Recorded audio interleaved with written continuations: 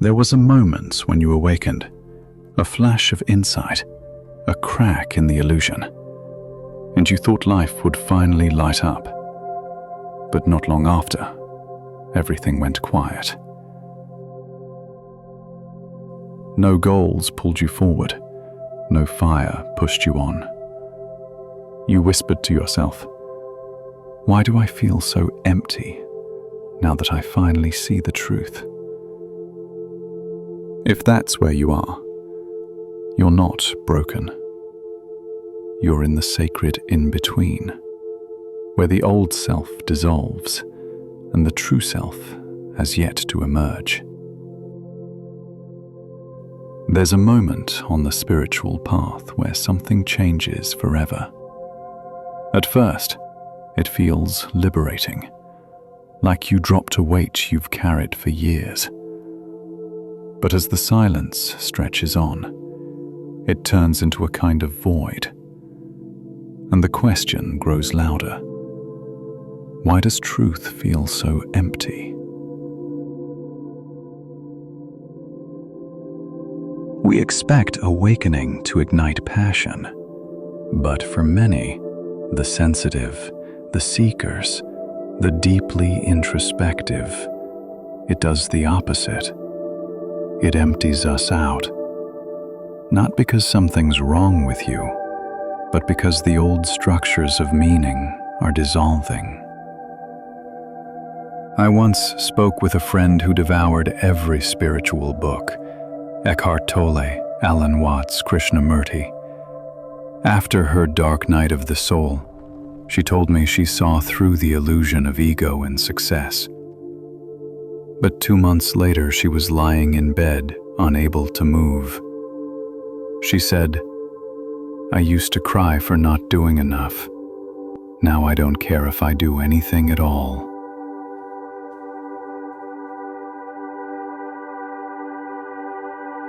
Carl Jung, the father of depth psychology, understood this fog long ago. He said, "Enlightenment doesn't come by imagining figures of light, but by making the darkness conscious." It sounds beautiful until you realize what it means. Awakening is not an ending. It's the beginning of a psychological death, the death of who you thought you were. All the structures that once gave your life meaning, jobs, goals, relationships, even your sense of time, collapse. The ego isn't gone, it's just lost its map. And when there's no new map yet, motivation disappears. You're not lost. You're in the threshold, no longer asleep, but not yet awake into the new. Jung had a word for this swing into the opposite, enantiodromia.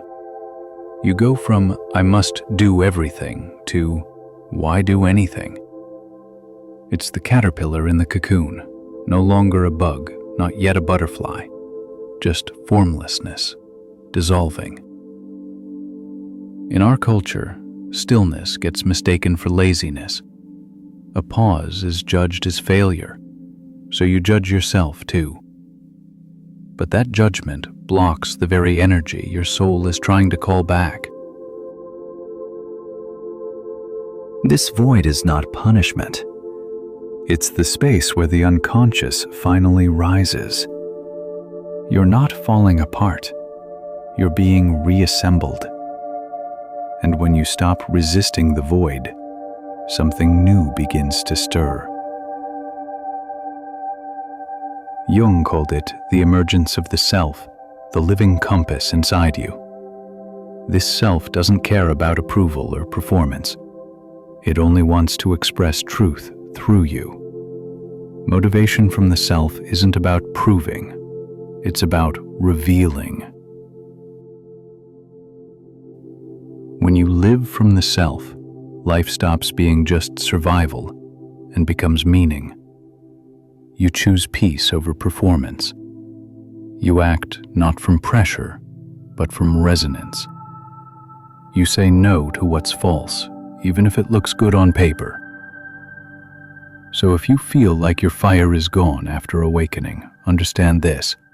The old fire burned out so a deeper flame could take its place. This path isn't easy. Jung never promised that. But it leads you back to your true self. If these words resonate, share your experience below.